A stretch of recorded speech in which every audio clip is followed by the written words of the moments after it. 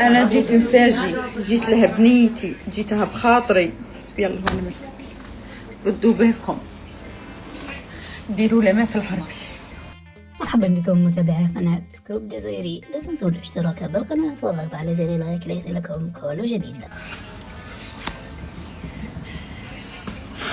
الممثلة الجزائرية كارولينا من إسبانيا، وهي عبر لايف في حسابها الشخصي وهي تبكي وقالت: لا تذهبوا إلى الأشخاص ولا تضعوا نيتكم فيهم، وكانت تبكي مع ندوب في وجهها، لكن الحقيقة لم تكن كذلك. حسبي الله ونعم الوكيل. القانون بيناتنا مزية، زعما بيناتنا القانون، انا ذاك نروح نشكي.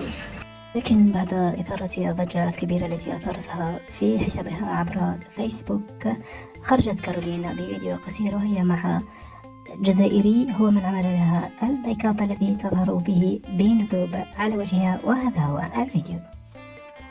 البنات المكياج شوفوا. لا ماشي مكياج، نعرف.